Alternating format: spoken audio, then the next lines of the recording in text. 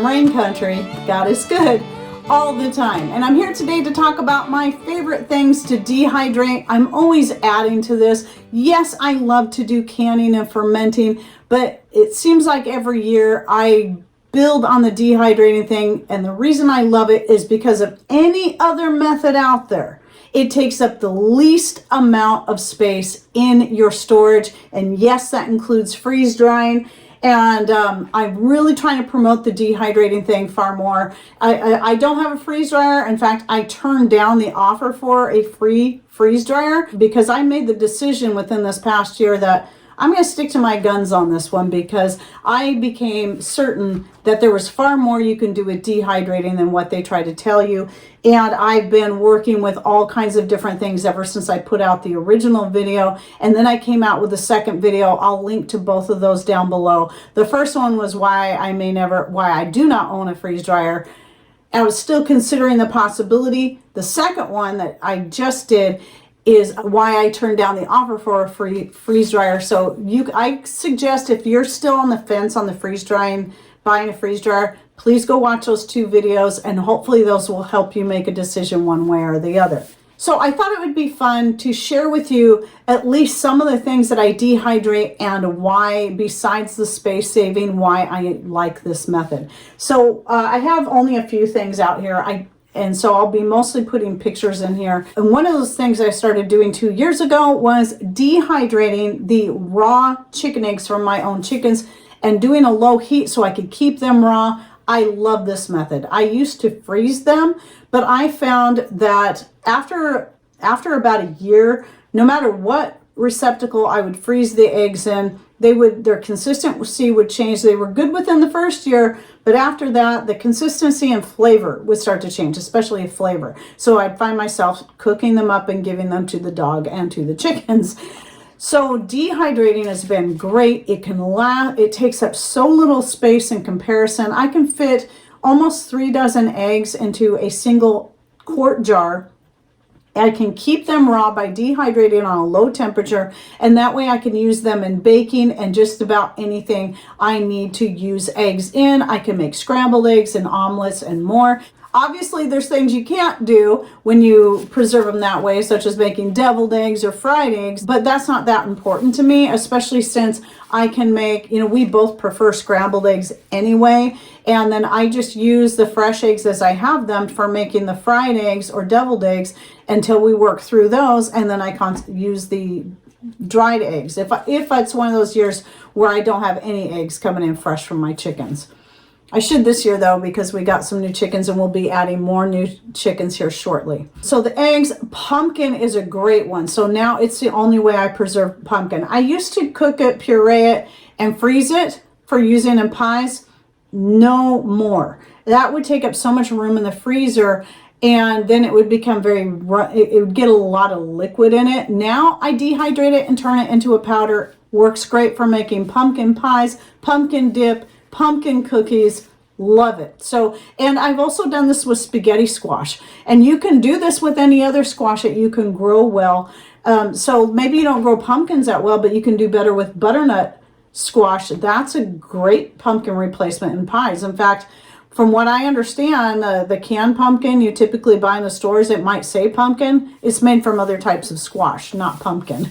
So yeah, if you have other squash that grows better, you can use just about any of it. You can even use sweet potatoes in replacement of pumpkin for a pumpkin pie. But yeah, dehydrating it and powdering it is great. It's so easy to use. It rehydrates easily. And pumpkin bread and pumpkin pancakes. Pumpkin oatmeal. I'll put it in some oatmeal with a little bit of spices and make a great pumpkin spice oatmeal. Tomatoes are definitely one of those right at the top of my list. This is the jar that I'm currently filling up from my homegrown tomatoes. And I make flakes. I do not powder. I do puree them first, and then I dehydrate them, and then on my silicone trays, and then I just flake them up. I break them up small so I can get them into the jar. I do not powder it, even though it would take up less room, because your tomatoes are some of the worst as far as especially the powder for absorbing moisture from the air. And if you do not vacuum seal the powder in between every use, if you're just taking a spoonful or so out, then it can turn to a brick in your jar and can be almost impossible to get out. And I don't like that. I made that mistake once, never again. So, but the flakes, I make sauce directly from the flakes. I don't have to powder them beforehand. You can if you want, but if you're going to add water to it anyway, and you're making a soup or a sauce, you just throw the flakes in there. They will turn into a sauce because they were already pureed beforehand. So everything's in there, the seeds and the skin. I just cut them up, throw them in there. There's absolutely no waste when I do that. Meats are another thing that are on the top of my list now for things I like to dehydrate because it saves a lot of room in both the freezer and in the pantry. So I do like to can meats sometimes, but I'm finding that if I dehydrate up meats, and yes, there's a way to do it to make it more comparable to freeze dried so that it's easy to just add it to soups and gravies and more, anything you're going to add some meat to in that way.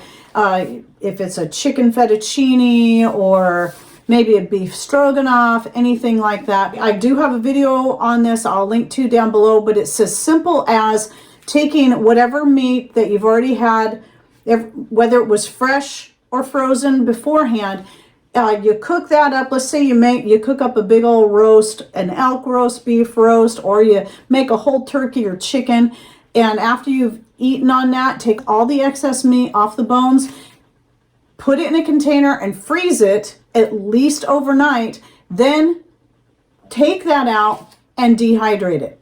Yes, let it thaw enough that you can, it doesn't have to be fully thawed, but you want it thawed enough that you can spread it out on your trays first and then dehydrate it, and it will turn out very, very crispy. I'm doing this more and more with things like chicken, turkey, beef, elk, and venison. And it's saving me so much space and putting less weight on my shelves as well. And zucchini, I dehydrate up a lot of zucchini every year. Mostly I do it in chunks like this. And the great thing about it is even if you store it up like this, because this is the way I most likely use it, is that years ago I experimented and I had never heard of anyone doing this. And now all of a sudden you're seeing posts about it. But I created something I called Z powder just to try it out and was adding it to various things from pancakes to breads. I've just made like a regular loaf of yeast bread, replacing some of the flour with the Z powder. Mine's a little bit green because I always leave the skins on when I dehydrate them. And even hamburger buns. And I did a video years ago making hamburger buns and using the Z powder in those. And it adds some nutrition, it replaces some of that flour, and I've never tried using it as a complete flour replacement. I personally don't think for a lot of things it would work that great. Some things, yes, probably muffins, pancakes would be fine, but maybe not yeast bread. I haven't tried it, so I can't say for certain. If you've tried it, let me know, but it can definitely work as a at least partial flour replacement. And so you can do that, but really my zucchini goes in a lot of things. Soups, sauces, and gravies. And then I do the same thing with mushrooms. So I bought lots of mushrooms from a local seller. He hasn't been doing them lately, that's why I haven't been getting any, but I do still get some from Misfits Market, and I'll dehydrate those up. These I do vacuum seal between every use just to keep them, because mushrooms are another one that can turn stale if you don't, very quickly, if you don't keep them vacuum sealed. Your regular mushrooms, usually your harder mushrooms like the turkey tail, other shelf mushrooms aren't so bad at absorbing moisture, but your other ones are. But even if they turn a little bit stale, they still are great in sauces and soups and gravies. And so that's what I do with the mushrooms. Another one of my favorite things to dehydrate up. I do also like to dehydrate up my horseradish and powder that up. I have a video just on that. And I also do that with my hot peppers that I grow. So the Chinese 5-color has been the best hot pepper for us. It does best for us. And so I start drying those up. And yes, you can. I've actually brought them inside and let them dry it later in the year once we start fires. If I still have some, I'll let them dry next to the wood stove. But I find dehydrating them in the dryer, they dry up nice and crisp and super easy to powder. And so when all 5 colors are in there, it makes this kind of lovely orange pepper powder. If I wait till they all turn red, then it'll look more like cayenne pepper, but I love it. And so that's what I've been doing with this. And now we don't grow sweet peppers good, but I've been starting to stock up on get more sweet peppers again from Misfits Market so I can dehydrate them up. Here's what I got so far. So these are organic sweet peppers, and they're the mini ones. So I have some to snack on right away and some to dehydrate up to use for adding to, again, soup, sauces, gravies, whatever I want to add them to. You can even, a lot of these things you can even rehydrate by simply soaking in water, wine, whatever kind of liquid that you want to add that might add flavor to it as it's rehydrating, and then throw those into like a stir fry, and that does actually work. So I tried that with the peppers and that worked pretty good. Obviously, I dehydrate up lots of herbs, medicinal herbs, culinary herbs. Those always get dried up, and that includes all kinds of different flowers. Apples is another one. So the apples from our tree, obviously I like to, apples are great because a lot of them can last for a very long time just in cold storage, and you can just keep eating on those.